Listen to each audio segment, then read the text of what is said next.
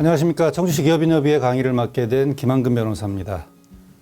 자, 오늘 여러분들한테 강의 드릴 내용은 법률문서 계약서 작성 요령이라고 되어 있습니다. 그런데 저희들이 기업이라면서 무엇을 가장 중요한 건지 오늘 설명을 드리고 계약서에 대해서 어떤 것들이 중요한지 하나씩 좀 살펴보도록 하겠습니다. 저희가 기업 경영과 관련해서 가장 중요한 것은 무엇이라고 볼 수 있을까요? 제가 생각하기에는 물건을 거래하거나 어떤 수익을 창출하는 것이 당연히 기본이겠죠. 그런데 기업이 어떤 거래를 계속적으로 하다 보면 가장 중요한 것은 리스크 관리라고 할 수 있습니다. 근데 이 리스크 관리와 관련해서 우리가 가장 눈여겨봐야 될 것은 바로 문서라는 것입니다.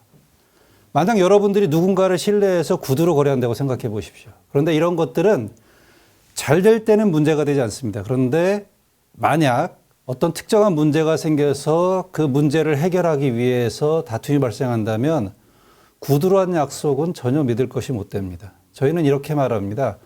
구두 약속은 분쟁의 씨앗이다. 따라서 어떠한 일이든 모든 것은 다 문서화된 거래를 하는 것이 리스크 관리의 기본이라고 할 수 있습니다. 그럼 여러분, 우리가 생각하는 문서는 과연 무엇이 있을까요? 문서 중에는 저희가 처분 문서와 보고 문서라고 하는 것들이 있습니다. 그 중에서도 처분 문서가 가장 중요한 것입니다. 보고 문서 같은 경우는 상업장부처럼 어떠한 일이 일어났다는 것을 그대로 기재하는 문서를 말하고요. 처분 문서 같은 경우에는 우리가 행하고자 하는 권리 의무 관계가 문서에 의해서 증명이 되는 문서를 말합니다. 예를 들면 여러분들이 익히 알겠죠. 매매, 임대차, 각서, 약정서 이런 것들을 다 처분문서라고 합니다. 그런데 저희들이 처분문서와 관련해서 분쟁이 생기게 되면 법원에 가면 어떻게 생각할까요? 법원에서 판사님들은 이런 처분문서와 관련해서 아주 강력한 증거력을 부여하고 있습니다. 이 강력한 증거력이라고 하는 것은 사람의 말로서는 쉽게 뒤집을 수 없다 이렇게 생각하시면 돼요. 특히 사람이라고 하는 것은 저하고 같은 편이 나와서 진술을 하게 되겠죠. 이 사람이 이렇게 거래한 게 맞습니다. 이렇게 쓰여져 있지만 라고 말하지만 법원에서 판사는 어떻게 생각할까요? 그 자리에 없었기 때문에 내 편이 와서 이 사람 편을 들어주는 말은 법원에서 판사들은 믿지 않습니다.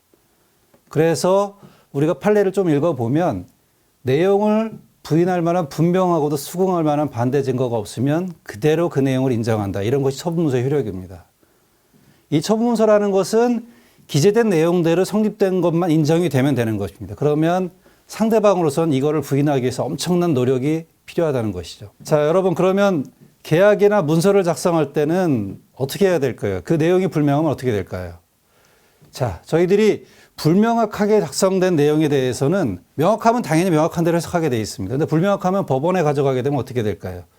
법원에서는 이렇게 해석합니다. 기재 내용을 우선하되 모든 사항을 종합해서 해석한다. 이 말은 뭐냐면 모든 사항이라는 건 뭘까요?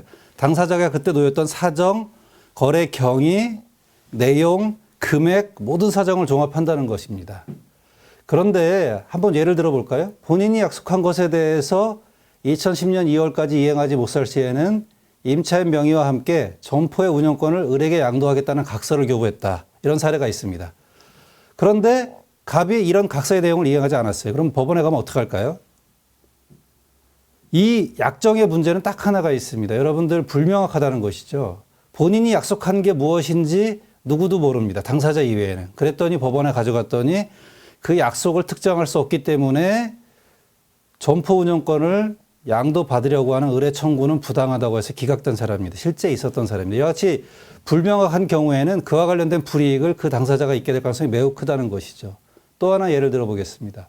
더 받을 돈이 남아 있습니다. 어떤 사례냐 하면 1억 원을 꿔줬어요. 빌려줬는데 5천만 원씩 두 번에 나눠 갚기로 했습니다. 그런데 5천만 원을 갚으면서 그 갚는 사람이 이번에 5천만 원 받았으니까 다 갚았다고 완결됐다고 써줘 그랬더니 채권자가 총완결이라고 기재해 준 것이죠. 그리고 이 사람은 그 다음에 5천만 원 나머지를 갚지 않았습니다.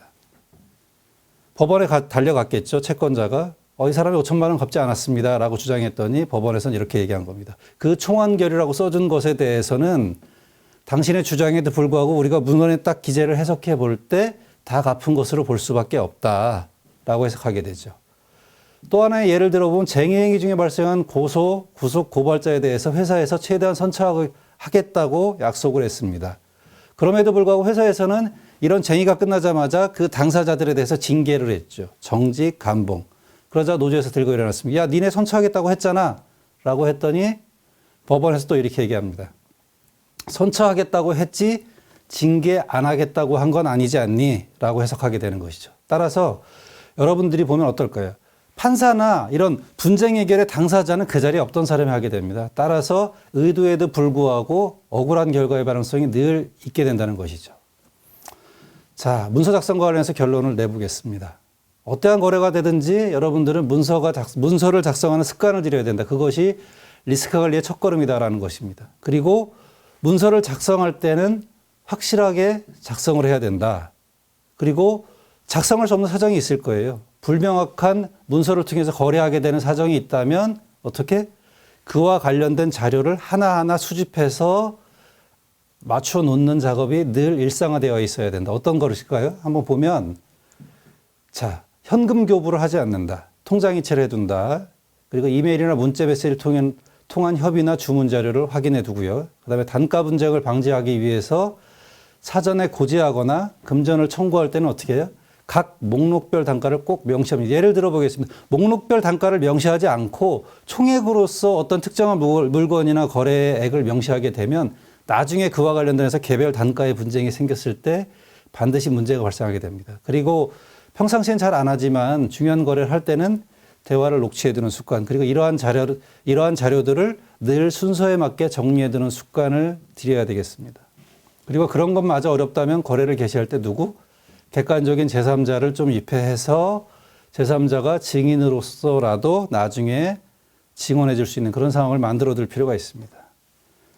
자, 이런 문서 작성의 원칙은 신뢰 같은 것이 저희들이 계속 하다 보면 회사가 작을수록 그런데 큰 회사들, 대기업들은 말로써 거래하지 않습니다. 그런데 작거나 중소기업일수록 어떤 개인 간의 신뢰에 기초해서 거래를 하기 때문에 그와 관련돼서 문서를 작성하지 않는 습관이 있는 것이죠. 그런데 이렇게 생각하면 될 것 같습니다. 신뢰는 말이 아니라 문서가 증명해 주는 것이다. 따라서 여러분들이 회사를 계속 경영하실 때는 무조건 문서화된 거래를 하는 것이 서로 간의 신뢰를 가지고 우정을 더 존속시키는 길이다라고 생각하시면 될 것 같습니다. 그리고 혹시라도 불명확한 것이다라고 하면 위험한 것, 아니면 우리 회사에 있어서 중요한 문서라고 한다면 당연히 외부 전문가의 도움을 한번 구해보는 것이 좋습니다. 왜 대기업에서는 수많은 돈을 들여서 변호사를 채용하고 할까요? 그것은 거래와 관련해서 리스크 관리가 그만큼 중요하다는 것입니다. 자, 첫 번째 강의로 문서 작성의 원칙에 대해서 말씀드렸습니다. 마치겠습니다.